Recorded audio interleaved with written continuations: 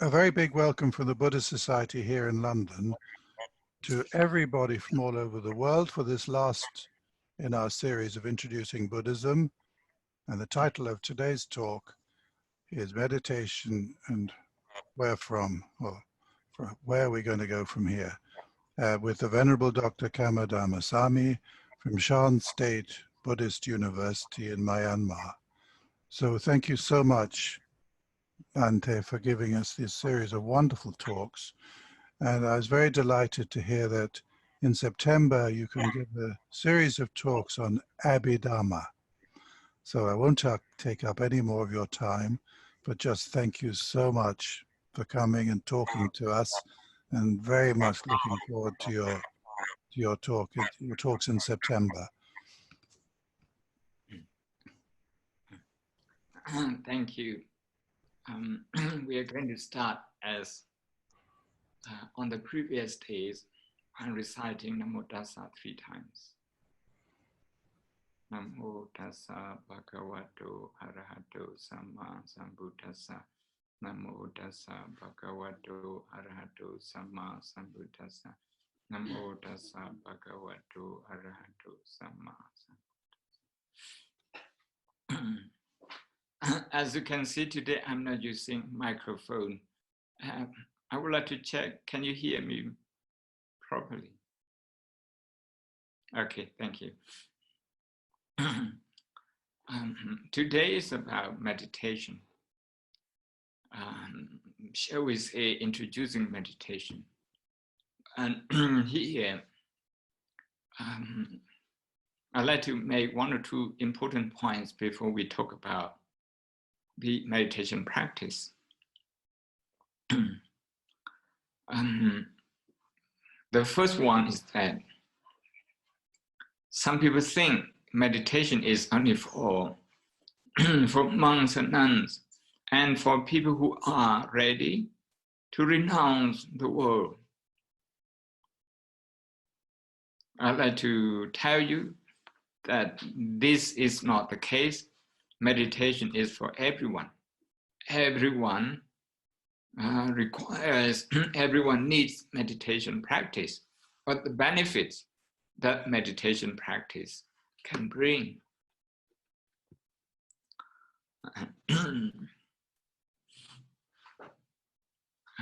For people who are interested in text, I'd like to refer you to the discourse on mindfulness called Satipatthana Sutta. Discourse on mindfulness. You can Google this. A few translations will come up. But if you are interested in reading a book or books on this, quite a few of them.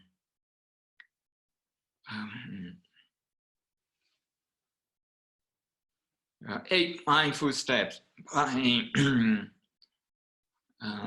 Sri Lankan senior Pandit senior monk who is resident in West Virginia, Pandit H. Gunaratana, 8 Mindful Steps. That's a very easy reading and very clear.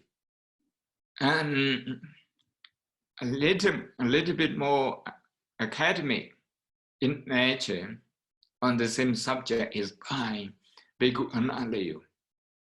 The title is The Direct Path, Mindfulness, the Direct Path, as his PhD thesis. If you, or you can also read a book that is well known to psychologists and neurologists, psychologists, something like The Heart of Buddhist Meditation by Venerable Nyanaponika. Of course, the books that I recommend you are from Theravada scholar.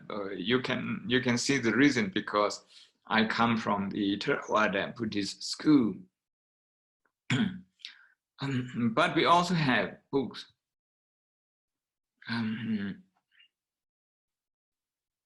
like mindfulness, every step behind the most venerable Zen master, Thich Nhat Hanh, the Zen master, an acclaimed book on the subject.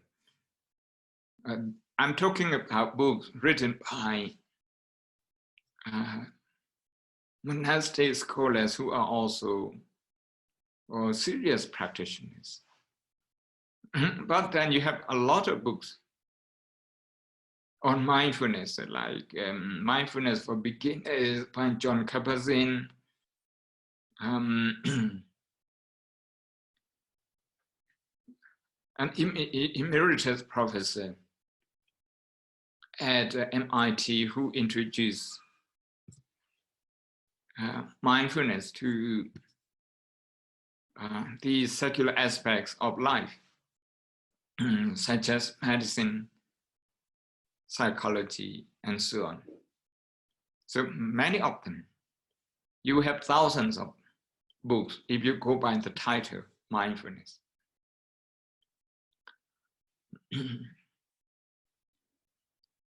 To quote the Buddha directly, using the Satipatthana Sutta, the discourse on mindfulness, the foundation of mindfulness,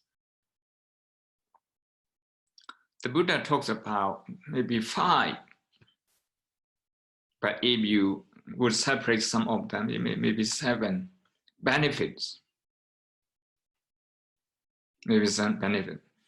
Only maybe the last two, they have something to do with a belief in the Buddhist path. That is realization of the truth and also attaining nirvana. But the other benefits before them, okay, and therefore everyone, something like to relieve, to reduce physical pain and psychological pain,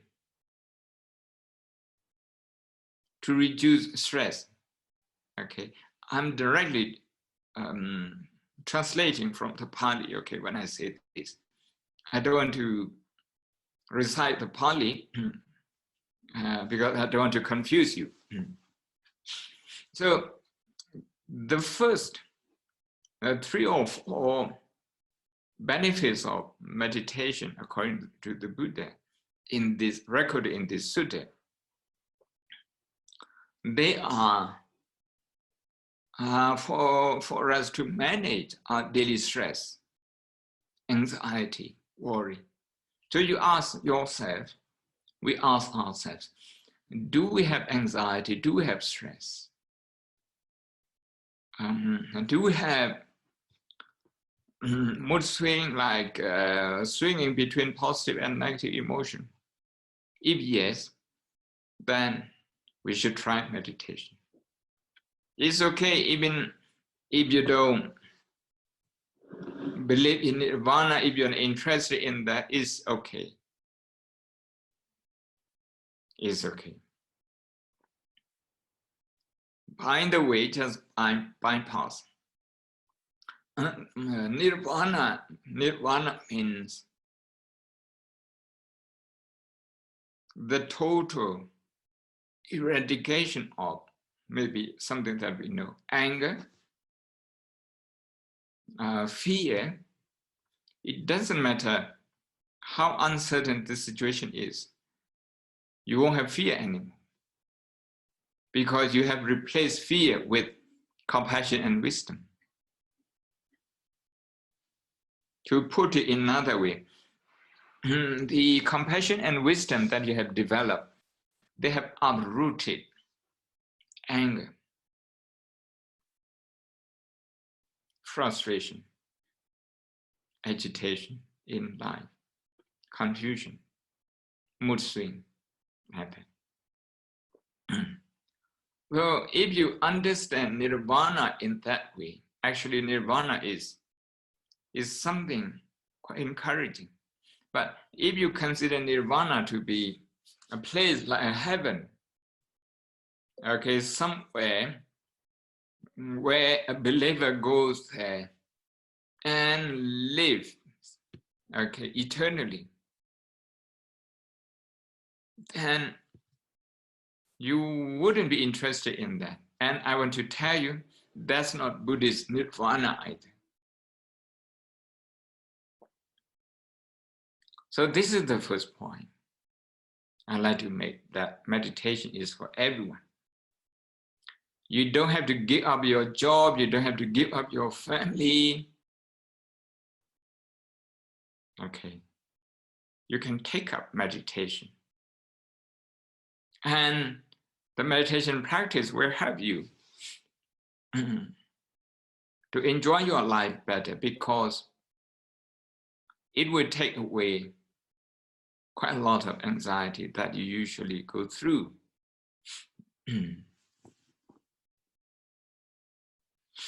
So this is the first point I'd like to make. The second point is that meditation practice, or if you like, contemplative exercise,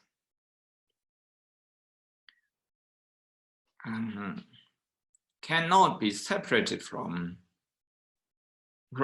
any other matters in our life. Something like our attitude, our mindset. Okay. If we have a mindset, okay, that is interested only in ourselves, not in other people, especially not in their pain and joy.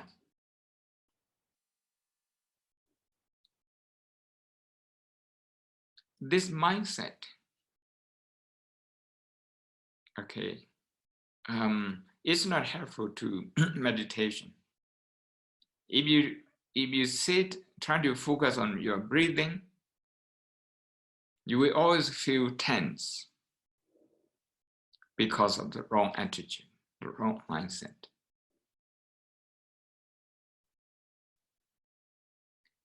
I mentioned in Noble Eightfold Path that the Noble Eightfold Path is also about managing our emotion in daily life. Then, if you are not interested in the emotional reaction pattern, the pattern that you have when you react to something you like and something that you don't like, there's a pattern. Usually people, they just get carried away by those patterns. By those patterns, I'm saying a habit, emotional habit. So if you're not interested in those things, if you just trying to focus on breathing and regard that as the whole meditation, then your meditation wouldn't go very far. What I'm trying to say is that, as you can see, okay, on my head, the wheel, the Buddhist wheel, that's part of the symbol. That's the symbol of our university here, Shan State Buddhist University.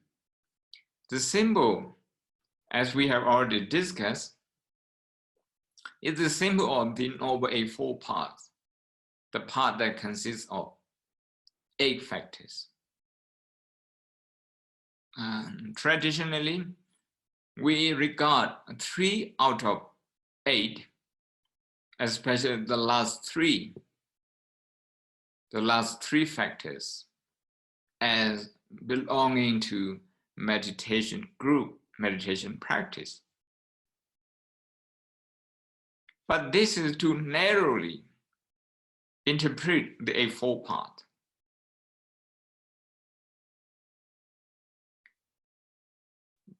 if we say meditation comes from the Pali word bhavana,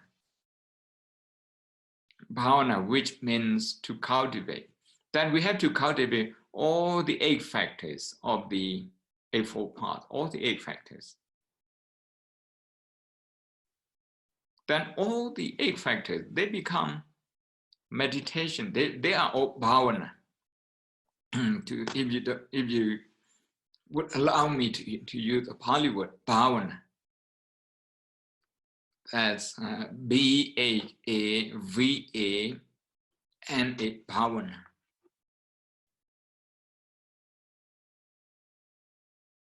So bhavana is a cultivation, a practice.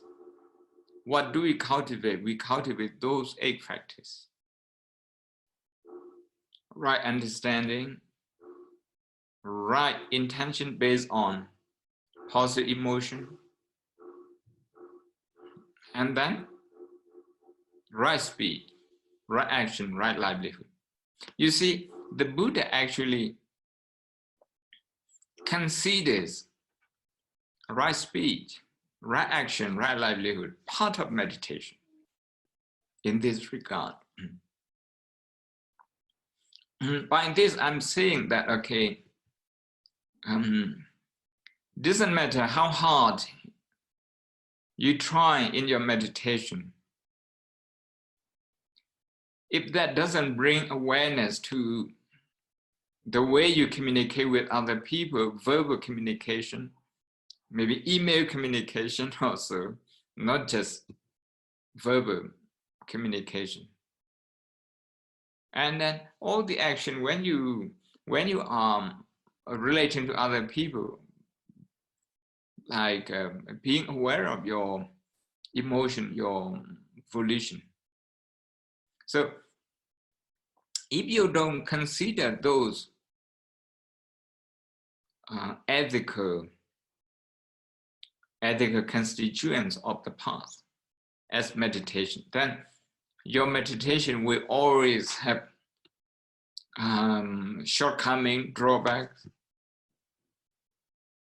because your attitude is so partial and incomplete.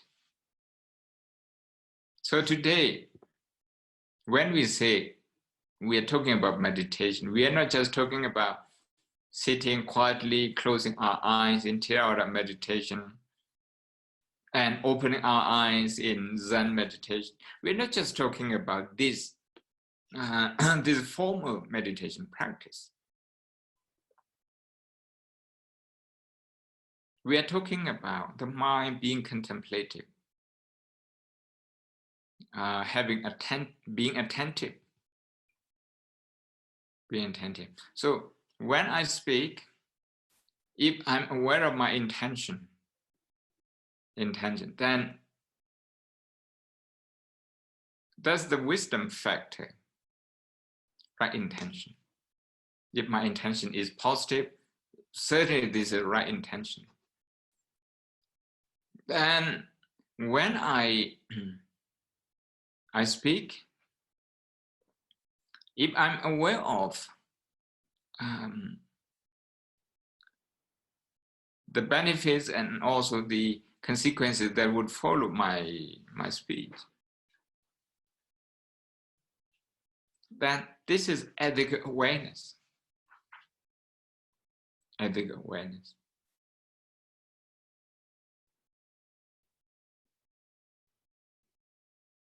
And for that ethical awareness to be mature, to become mature, to get stronger, we need formal meditation to help it. But formal meditation will only be helpful only when we can integrate, I use the word integrate that contemplative qualities into our daily business. The way we talk to each other in the meeting, at work,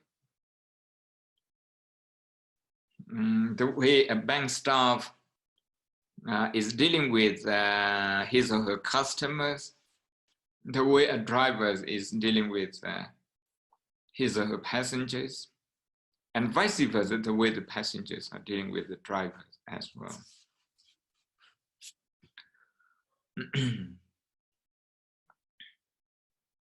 Because now this is the second point I have just made, that is, meditation has to be integral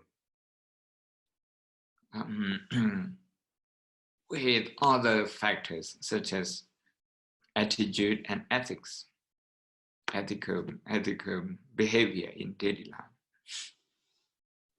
life. Now, as I mentioned at the beginning, publications on meditation, especially in English, by the scientists and also by the traditional scholars, meditation teachers, there are plenty of them. In Theravada Buddhism, in Mahayana Buddhism, plenty of them. Because of this, I'm just going to introduce meditation to you in the simplest way that I think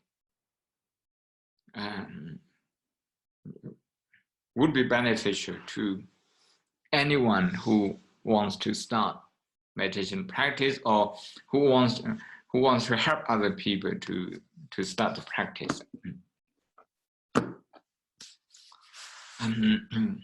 The other day we had a question about the length of meditation, how long we should do. First, I'd like to read you from this book. This is the Science of Meditation. Okay, the author, they call meditation science, the science of meditation. This book is by Daniel Goleman and Richard Davidson. Daniel Goleman is the author of Emotional Intelligence, and Richard Davidson is a professor at Wisconsin. He studies neurology, clinical psychology, and meditation. These two authors, they started meditation in the early 70s, and they have never stopped. They study more and more. So for the last almost 50 years, half a century,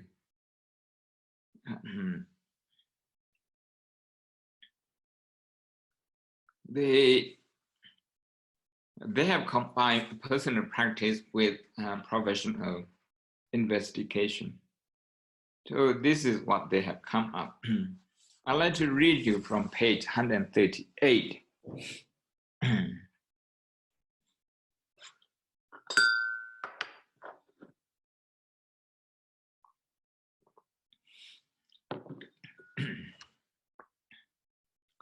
The good news for multitaskers. Cognitive control can be strengthened. Undergraduate students, volunteers to try 10-minute session of either focusing on counting their breath. I talk about this later. This is a meditation technique. Or an app comparison task, browsing Huffington Post, Snapchat, or BuzzFeed. Just 3 10-minute sessions. 3 10-minute sessions, altogether just 30 minutes, just half an hour. Just 3 10-minute sessions of breath counting was enough to especially increase the attention skills on a battery of tests. And the biggest gains were among the heavy multitaskers who did more poorly on those tests initially. multitasking is something that can distract us. We are faced with a lot of distraction.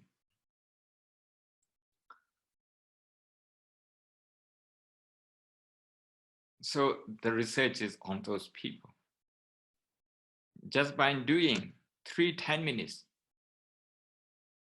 one session, 10 minutes each, and 3 times, the attention skill develops.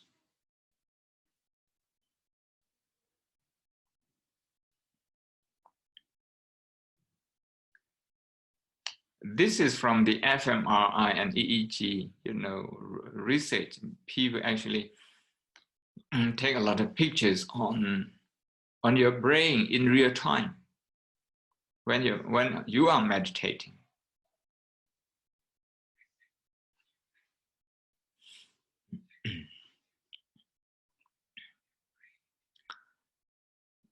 So now let's move to some meditation practice. Today being the last day and we are talking about meditation, it wouldn't make sense if we don't meditate together. Let's meditate for 1 minute together, okay, after my description.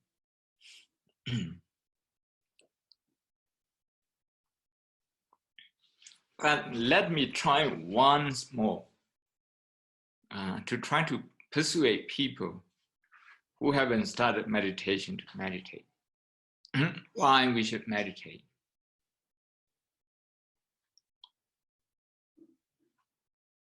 When we are not meditating, our attention skill, we don't know whether it's good enough. We don't know whether there is any problem. We usually think there is no problem. But only after we start sitting, maybe for 5 minutes, not even 10 minutes, then we come to see that our attention span is actually quite poor. What does it mean? It means we get distracted very easily. According to research done at Wisconsin University and a few other collaborative universities in America, they found that 47% of the working hours, our mind is not on the task we are doing.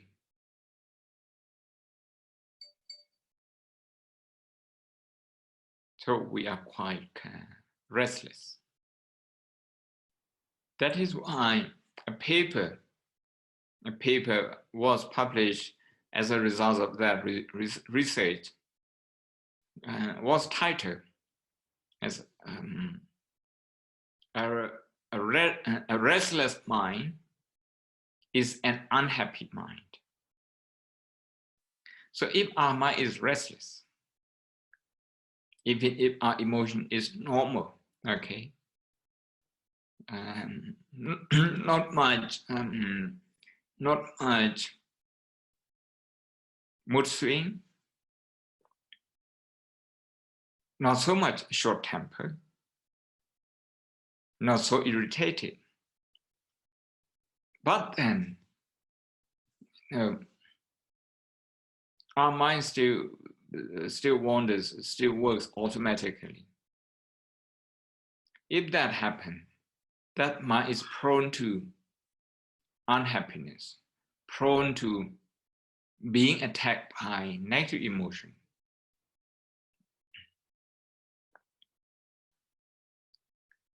When our mind is wandering, actually, we think we're not doing anything. But at that moment, the mind or the brain uses up a lot of energy. Our brain, which is only 2% of our body weight,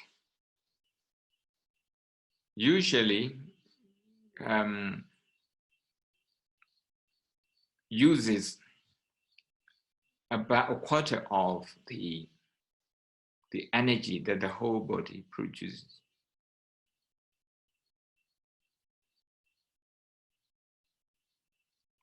So when it's anxious, when the mind is anxious and the brain is working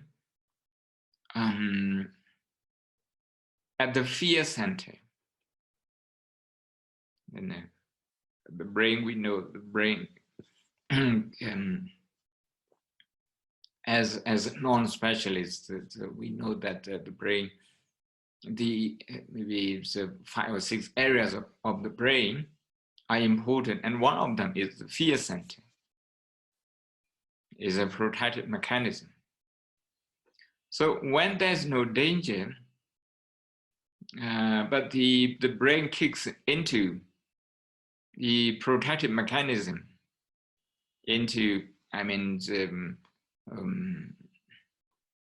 being centered on fear and either fight or flee, then we are using up a lot of our energy. It's not sustainable. It's not sustainable for our health, not sustainable for the health of our brain, the physical health, certainly not psychological health. That is why, for the sake of our health, we should start meditation as early as possible. I'm very pleased that mindfulness meditation is being adopted increasingly in many schools in the Western world.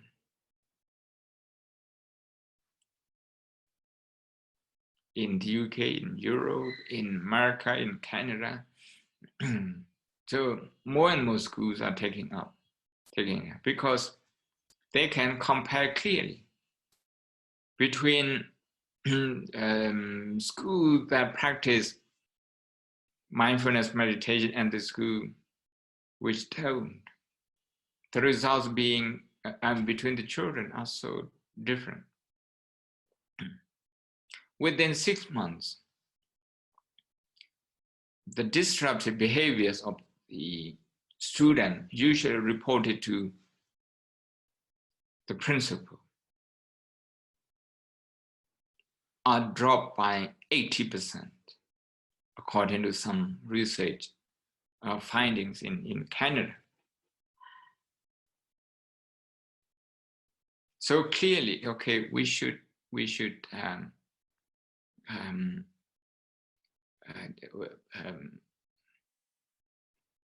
take up meditation, even if we are not interested in nirvana. But we should be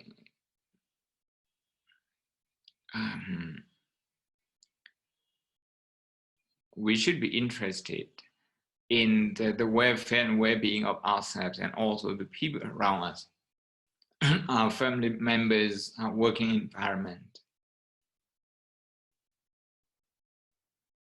So this is my last attempt for this course to try to persuade you to do more meditation if you are already a meditator, and if you haven't started, to start it straight away in this talk. There are many forms of meditation.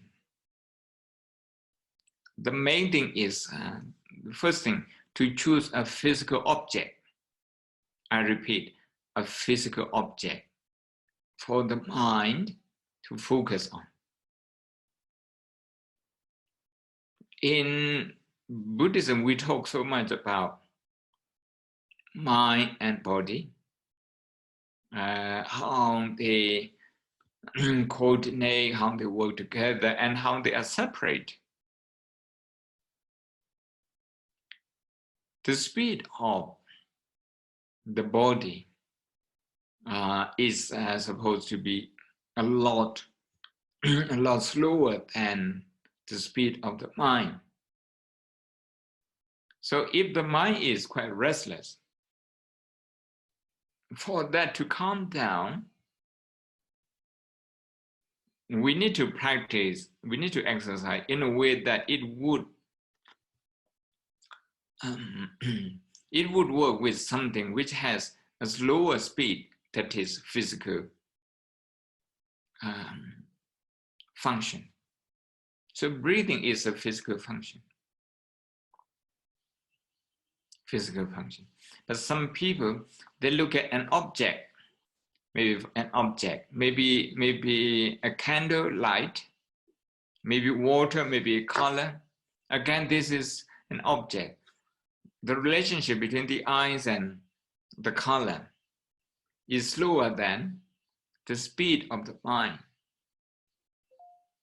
That is why we choose something which is slower than the mind in order to help the mind to slow down, And only if we slow down, there are things that we can see. For example, what's going on in our thoughts, what's happening with our muscle, physical muscle, if they are tense, if they are relaxed. Only if we slow down that we can see them.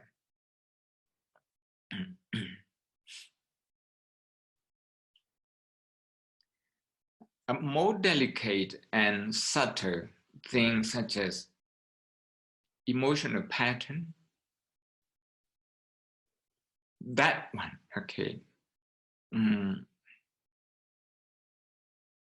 is hard to see without slowing the mind down, without slowing the thought process down. So it's important to do this. We're going to start with breathing. We can just breathe normal breathing in, breathing out. We can do this. Many ways of breathing technique, breathing meditation techniques. If you count, many ways of counting the breath again. You can count breathing in 1, breathing out 1. And you increase breathing in 2, breathing out 2, and you go on like that. Maybe up to 5, up to 10. Some people do even more, go even higher. Or you can count one breath, count 1, 2, 3, or maybe 1, 2, 3, 4, 5. You count slowly. When you count slowly, now you come to see the problem with your breathing pattern. If your breathing is shallow, if it's short, if the in and out breaths are balanced, if one of them is shorter and the other is not normal either, we are going to discover them. We are going to discover the problems. And that's the first progress that we make, discovering what's wrong with our breathing.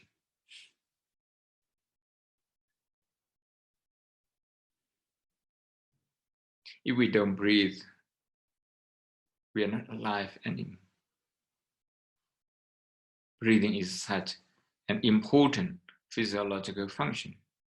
Nevertheless, many people who don't meditate, they are not aware that they are breathing. They only notice their breath when they have difficulty breathing.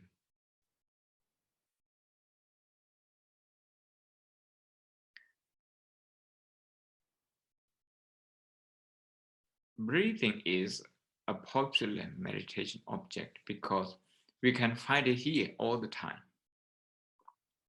You can focus on your nostril or you can focus on your tummy. It's okay. For me, I don't have any preference. Some other meditation centers, they do follow a certain pattern. But for me, in principle, they all work.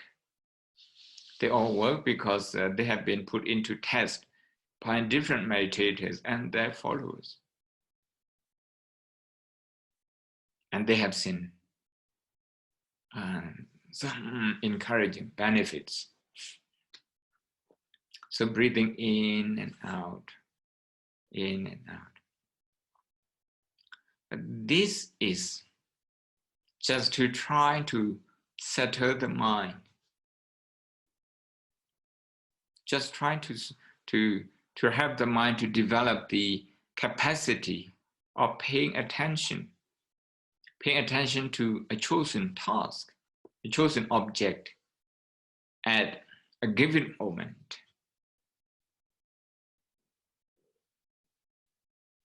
Then we do need to think about the next step or the next function of meditation, which is to use that attention, that focus, that mindfulness, that concentration into to get that into functioning in the observation of our own thoughts, our own emotion, our own reaction pattern to the environment.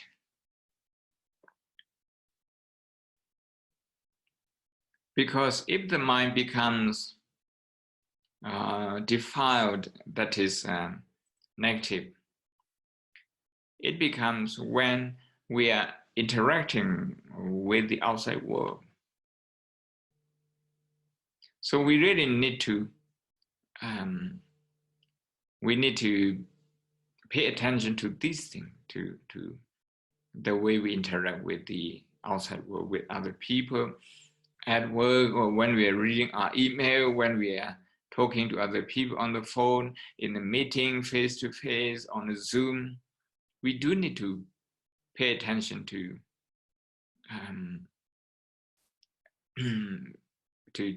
our thoughts and emotion.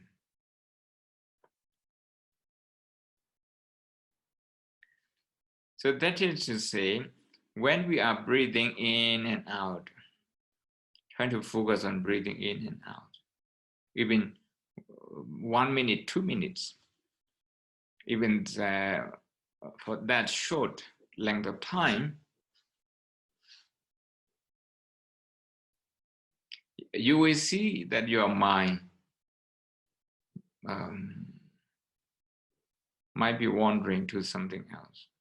What you want to do today, what you have done yesterday, what you're thinking about next week, next month, like this. If that happens, I would call that automatic thought. That automatic thought is quite common to everyone. I like to use the word everyone because it is.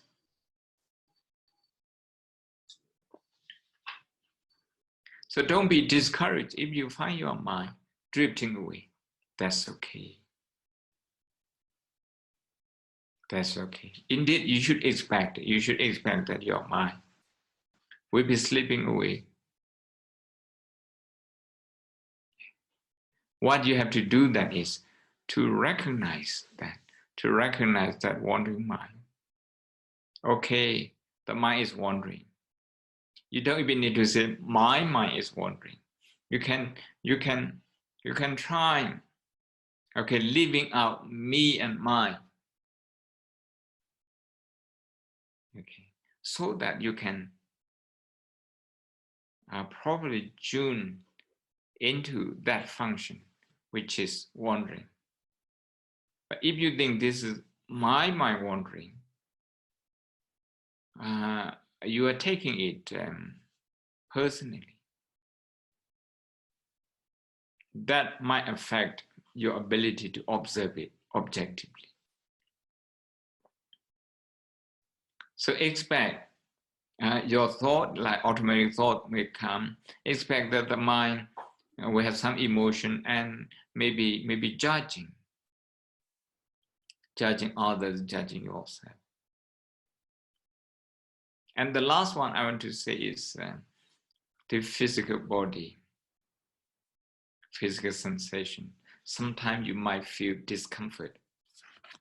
Okay, you might feel discomfort. If that's the case, there is nothing wrong with your meditation. Simply, your physical body is in discomfort. doesn't mean that your meditation is not working. Simply your mind is wandering, doesn't mean your meditation is not working.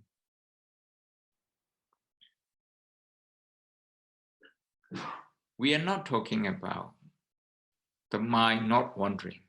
We are talking about what to do when the mind wanders. How to get to know that, about the wandering mind as early as possible.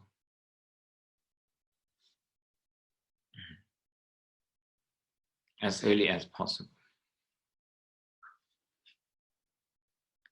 And we are not talking about not having pain in the body, not having physical discomfort. We are talking about how to live with that. How not to let the mind multiply that pain. So we are talking in practical terms, how to use that.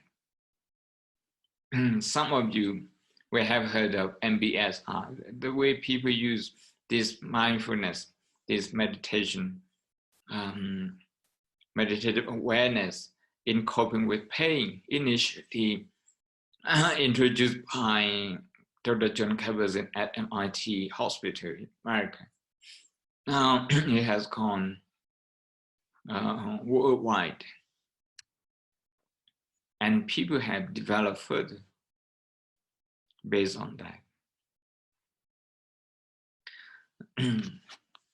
So let's meditate for 2 minutes and then have some question.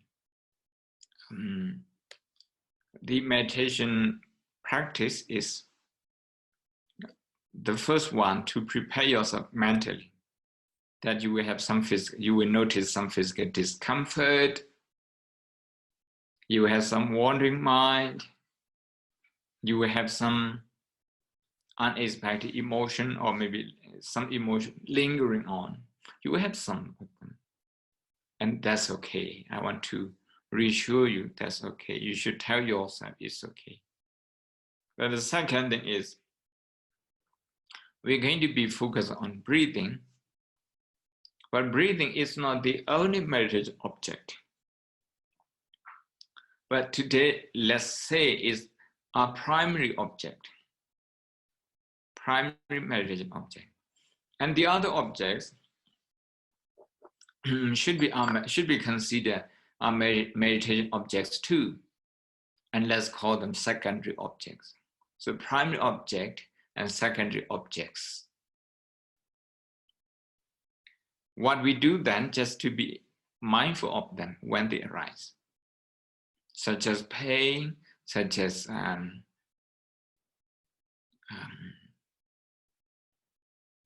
positive, negative emotion, negative, automatic thoughts. Just recognize them, just accept them. Okay, this is pain. Okay, this is this automatic thought. If you like, you can say hello. Say hello to your automatic thoughts. Say hello to your emotion. If there's irritation, oh, hello, irritation. Is it you? If you feel pain in your leg, and then focus on that particular point where you feel the pain and say hello to that. Hello, physical discomfort, hello, pain. And then return to breathing. So I think we meditate for 1 minute, exactly 1 minute. I'm going to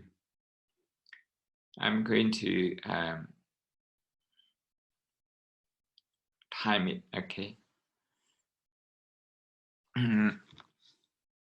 You should sit upright, your feet together. If you sit on a chair, your feet together, and also keep your hands together. This is a sign of being composed.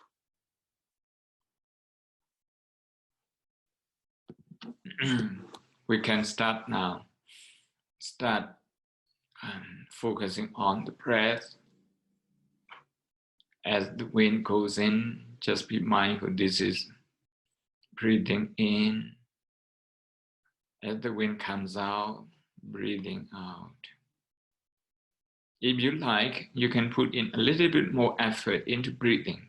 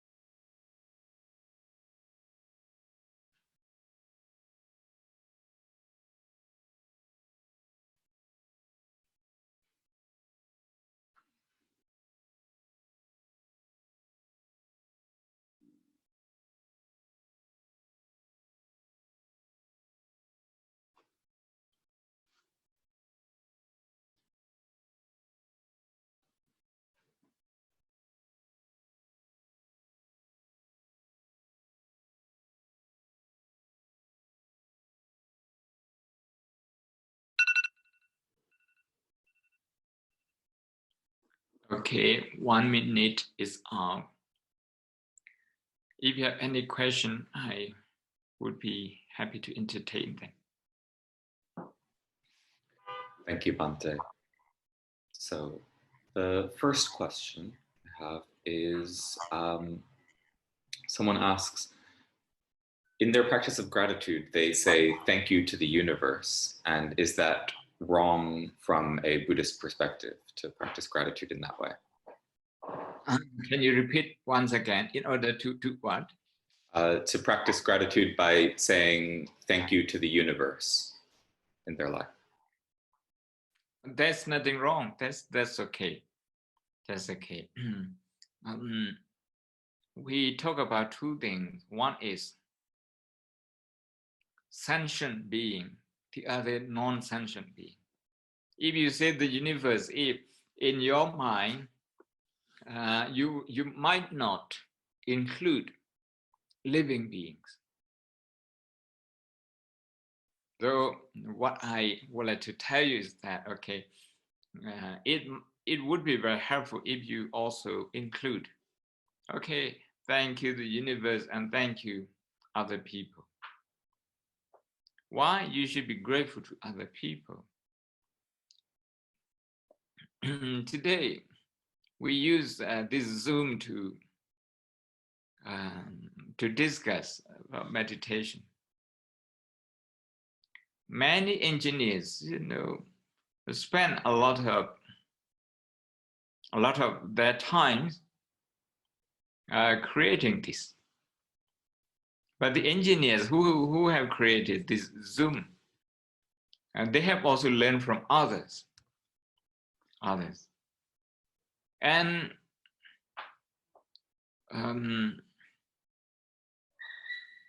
other people who are not related to IT, they have enabled these IT people, to do what they want, to do what they're interested in. Through tax, okay, by paying taxes, people enable their own government to do something. So in that sense, we are so interconnected. We are so interconnected. When a child, okay, grows up and he is 4 or 5, ready to go to school, the school is there. The system is there. Is many centuries work by many people. When we say government is good, the government builds it, we should be saying that the people build it.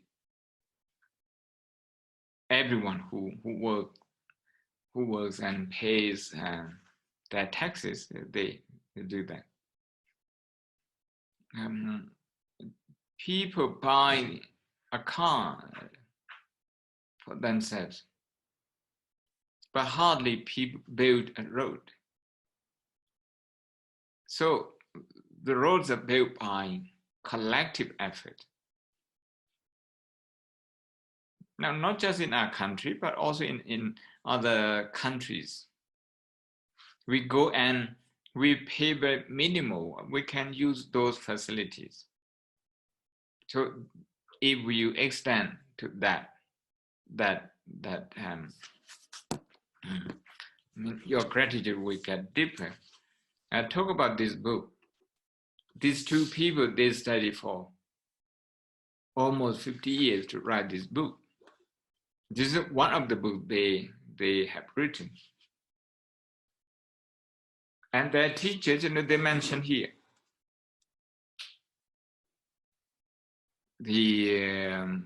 Some are Hindu, and initially and after that, a lot of them are Buddhist meditation masters.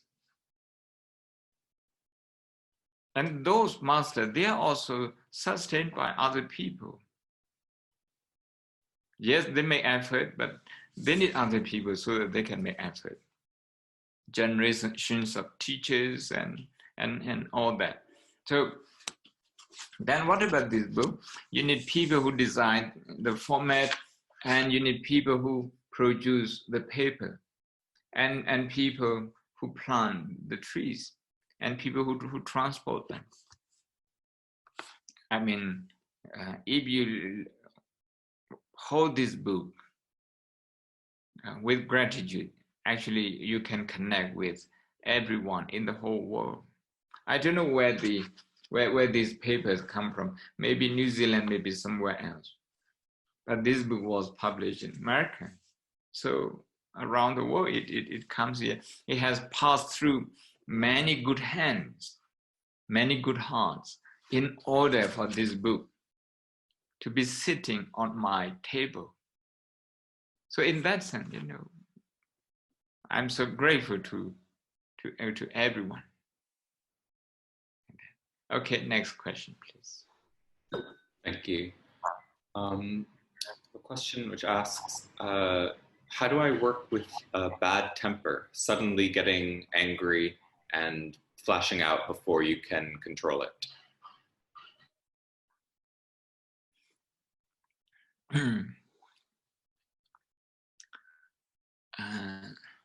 I would say, okay, don't try very hard. Don't try very hard to control your temper. What you should be doing is to be kind to yourself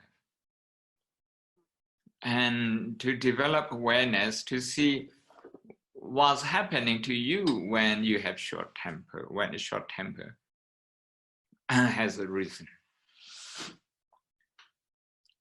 Usually we use our temper to justify something, to justify our thinking, sometimes our shortcoming, sometimes to justify the way we treat someone else. Only if we can justify that we feel secure. Otherwise, we don't feel good. So even when we have a short temper, and certainly is a negative emotion, and we can feel that very clearly. Because when you're having a tea, if you all of a sudden, have a short temper, you can't really enjoy your tea anymore. So we know it's negative, we know it's painful. But what I'm trying to say is that we justify our short temper. So my advice to you is not to justify that. When you justify, you blame someone else. Because when you blame someone else, you're actually strengthening this pattern, this emotional pattern. Then if you don't blame someone else, you got to be careful also. you got to be careful still, because you might blame yourself. And blaming yourself is as bad as blaming someone else. So if you are careful of this blaming habit, blaming others and blaming yourself when you have short temper, and the mind is overdriving with all sorts of reasons why your short temper is justified. So if you just pay attention to this one, and then use breathing in and out when you feel okay, short temper. Now you're feeling short temper. Just breathe a little bit deeper.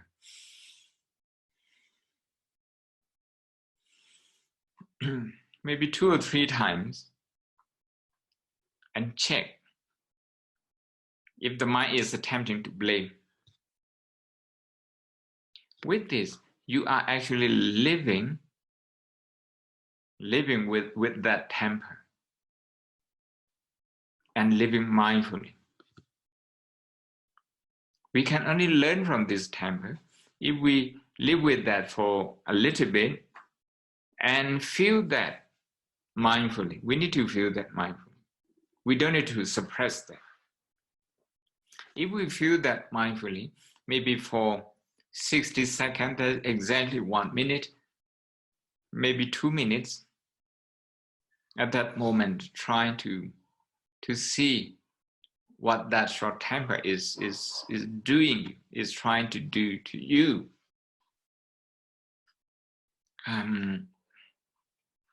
That I think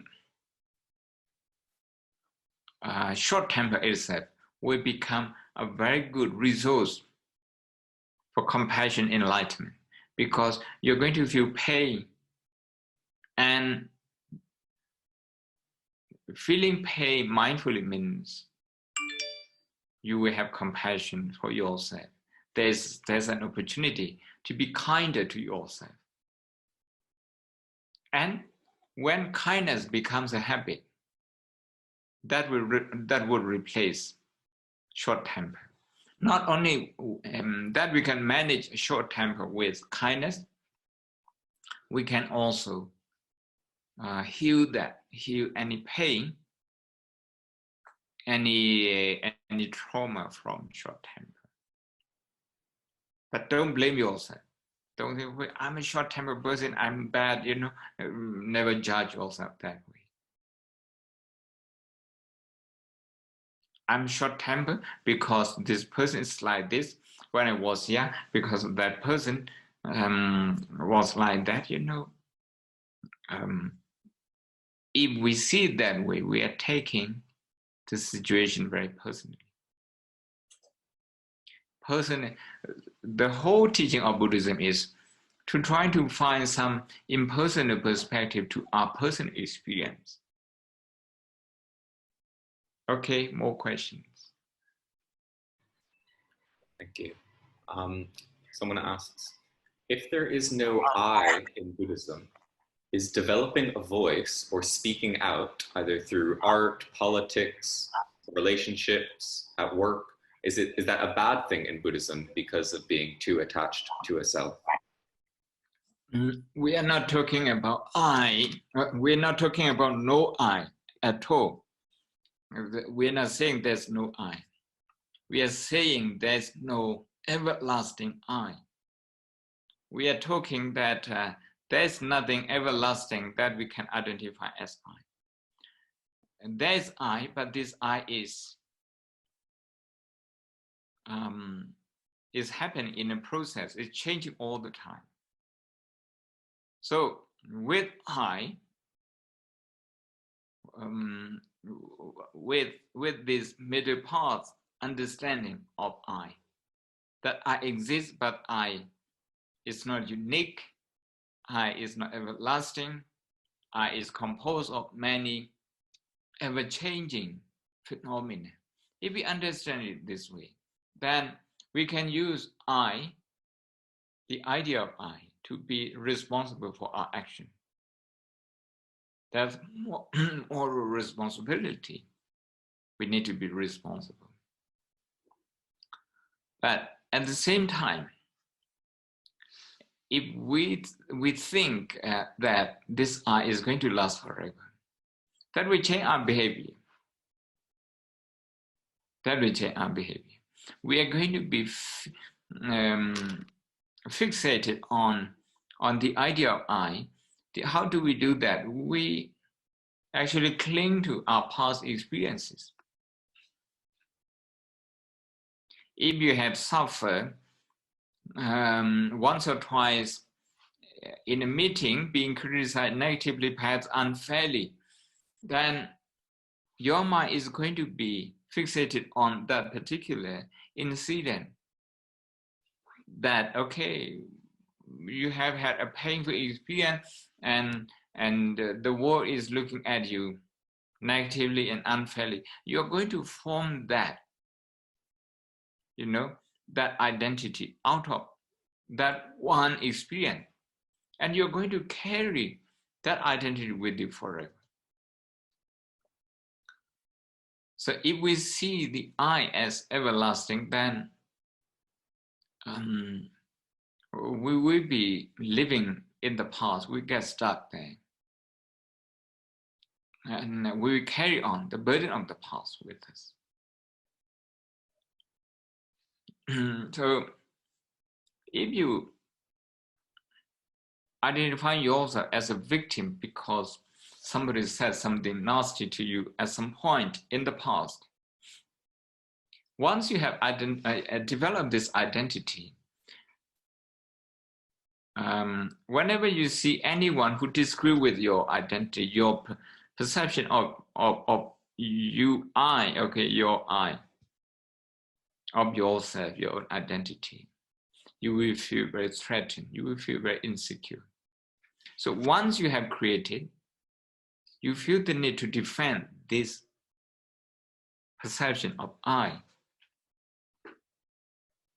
And whenever people disagree with you, or whenever you think people don't understand your identity enough, that you have suffered or maybe that you have achieved something, then you get upset because simply those people, they don't pay enough attention, they don't recognize, they don't agree with your sense of I, with your sense of identity. So we need to follow the middle path here. To deny I altogether is to deny moral responsibility. But to understand I as everlasting, never changing, then we go into the other extreme, as I have just explained earlier. The second sutta of the Buddha and many others, a few other suttas, they actually talk about how narcissism, can arise out of this. Okay, one more question. Thank you. This question is, how can we deal with hypocrisy in daily life with compassion? Thank you.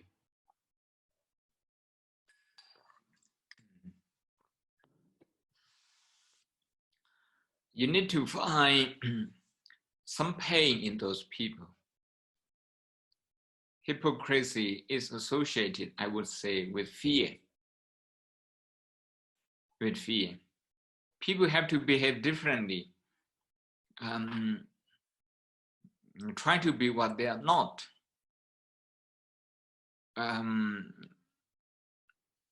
Holding, double standard, because they think they would lose something. They would lose something in the eyes of the people. Maybe they will lose in kinds also. Because of that, because of the insecure feeling,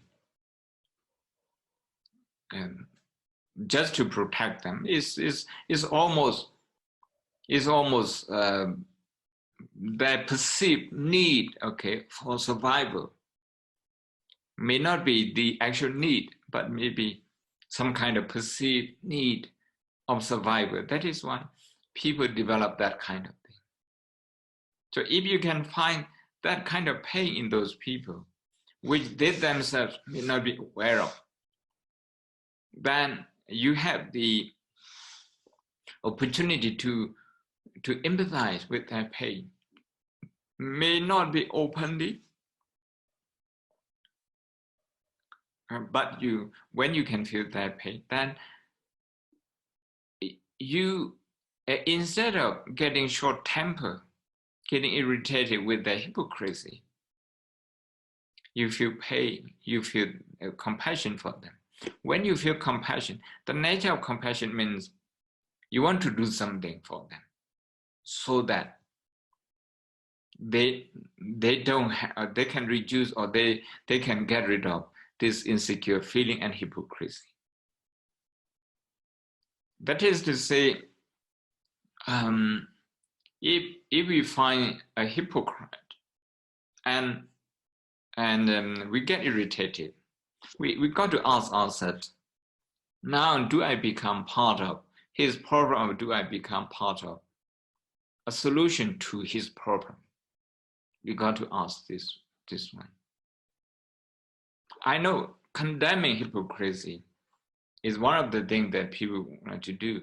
But if I do that because I feel quite morally superior to them, maybe I feel insecure in some way myself. So this is my thought. Any more questions, Marlon? Yes, we have a question here, which is, despite having meditated for a long time, I still can't overcome my problems, like such as defilements. Are there some things that meditation can't overcome, or some people that it can't help?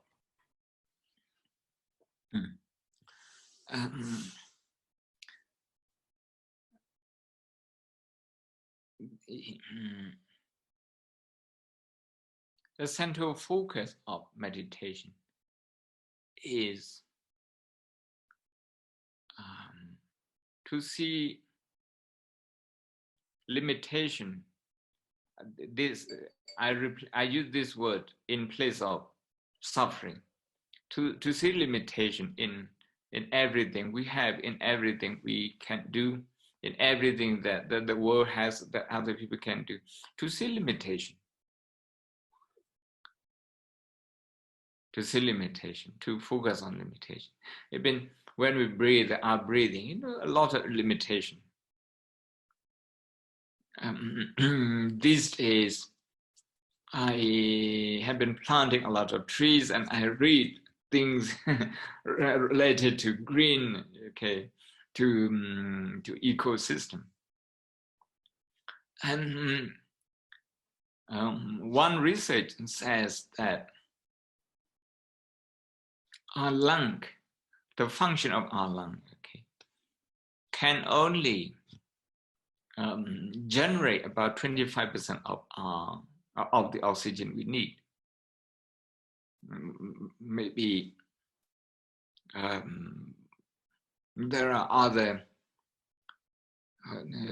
findings as well, but this particular one from Kentucky in America, they say it's only about 25% that our lung can generate.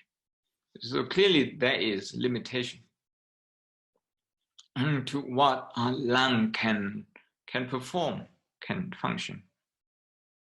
Because of that limitation, we need trees, we need good environment, less air pollution. So that's the limitation of the body. And some of you may have had just a quick lunch before you join my talk, or maybe some of you are going to have your lunch. Again, the food that you eat, how long it's going to last, how many hours. You can know it. No, we can know it. We know it. There's a limit to that. Whether you leave it uneaten, outside, everything has an expiry date. So in that sense, it also has limitation. This limitation is to the rulers, to the richest people, to the wisest people, to the most educated people, the kindest people. Everyone has limits. So by focusing on the limitation of our good health also, limitation of our energy drops every day, that we need to recharge so by focusing on these things, not just developing concentration, but use concentration to actually focus on these things. On these things, I think they will have direct impact in changing the pattern of our mind. Of course, we got to be mindful of the distraction in our daily life that might have negative impact on our mind. So just to meditate and focus on breathing, developing concentration, that's not enough. That's what I'm saying. And we need to go straight away into the behavior of our mind and then orientate that to some form of understanding. Here I have just explained, understanding the world, understanding our experiences, understanding our life with limitation. Thank you. I think we have run out of time. Thank you. Say, am I live, Marlon? Yes.